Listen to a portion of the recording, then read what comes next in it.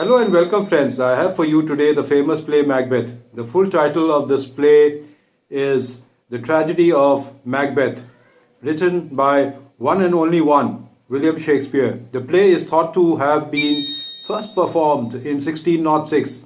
It dramatizes the political ambition of those who seek power for their own sake.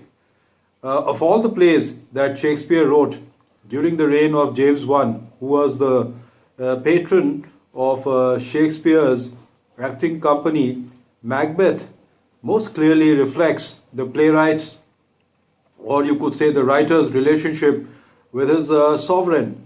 It was first published in 1623, possibly from a prompt book, and is Shakespeare's shortest tragedy. Some famous quotes of Macbeth by the Weird sisters are double, double, toil and trouble, fire burn, and cauldron bubble. And the second one that I remember is fair is foul and foul is fair. Vishal Bharadwaj's movie Maqbool is an adaptation of the play Macbeth. And then you have another very famous quote of Macbeth that goes as follows: by the pricking of my thumbs, something wicked this way comes. By the second witch in the play. In fact, the three sisters are the three witches in this. Friends, Macbeth has a sinister plot. A brave Scottish general named Macbeth receives a prophecy from a witch trio that one day he will become the King of Scotland. Driven by ambition and spurred to action by his wife, Macbeth murders King Duncan and occupies the Scottish throne. He is then racked with guilt and paranoia, forced to commit more and more murders to protect himself from enmity and suspicion. He soon becomes a tyrannical ruler. The bloodbath and consequent civil war swiftly take Macbeth and Lady Macbeth into the realms of madness and death. Shakespeare's source for the story is the account of Macbeth, King of Scotland, Macduff, and Duncan in Holinshed's Chronicles of 1587, a history of England, Scotland, and Ireland, familiar to Shakespeare and his contemporaries. In the backstage world of theatre, some believe that the play is cursed and do not mention its title aloud, referring to it instead as the Scottish play. Over the course of many centuries, the play has attracted some of the most renowned actors to the roles of Macbeth and Lady Macbeth. It has been adapted to film, television, opera, novels, comics, and even other medias. Three witches tell the Scottish general Macbeth that he will one day be the King of Scotland. Prompted by his wife, Macbeth kills the king, becomes the new king, and kills more out of paranoia. Civil war erupts to overthrow Macbeth, resulting in more deaths. On a bleak Scottish moorland, Macbeth and Banquo, two of King Duncan's generals, discover three strange women. You could say they are the witches, in fact. The witches prophesy that Macbeth will be promoted twice, once to the Thane of Cawdor, a rank of the aristocracy bestowed by grateful kings, and second as the King of Scotland. But then there is a caution, and the caution is only Banquo's descendants will be further kings, and where Banquo isn't promised any kingdom himself. The generals want to hear more, but the weird sisters, the witches, disappear. Soon afterwards, King Duncan names Macbeth Thane of Cawdor as a reward for his success in the recent battles. The promotion seems to support the prophecy. The king then promises to make a brief visit that night to Macbeth's castle at Inverness. Lady Macbeth receives news from her husband about the prophecy and his new title. She vows to help him become king by whatever means possible and necessary. Macbeth returns to his castle, followed almost immediately by King Duncan.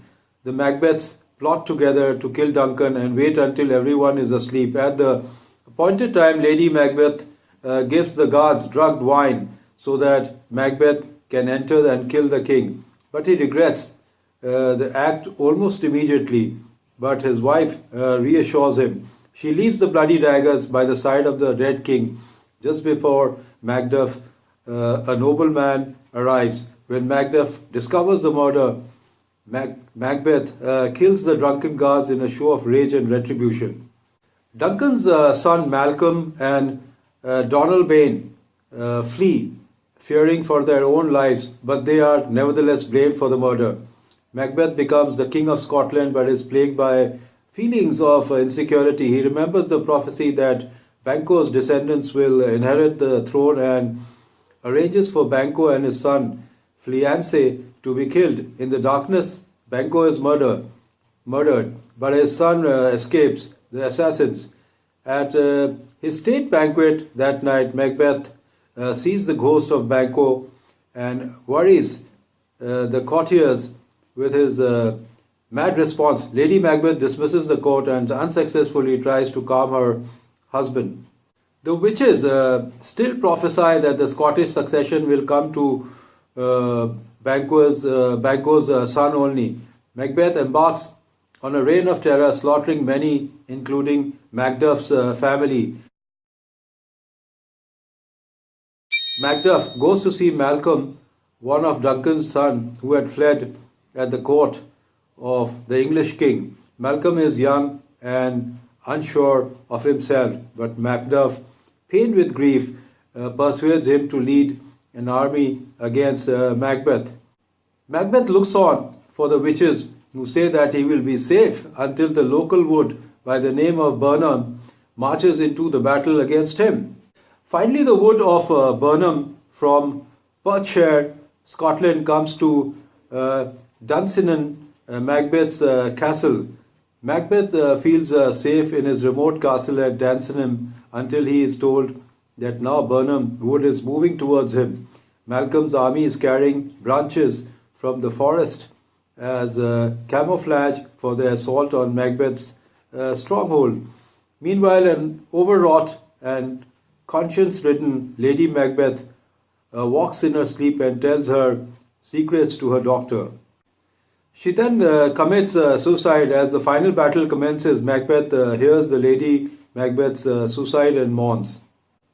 In the battle, Macbeth chops violently, but the English forces gradually overwhelm his army and castle. On the battlefield, Macbeth encounters the vengeful Macduff, who declares that he is not of woman born, but was instead untimely ripped from his mother's womb, what we now call by caesarean section. Though he realizes that he is doomed, Macbeth continues to fight until Macduff kills and beheads him. Malcolm, now the King of Scotland, declares his benevolent intentions for the countries and invites all to see him crowned at Scone in Scotland. So friends, that was the tragedy of Macbeth in brief. In life, watch your intentions, for they decide your journey of life. Just in case you've not read this play in your college, try and read it now. It's very interesting. And for now, goodbye and see you soon.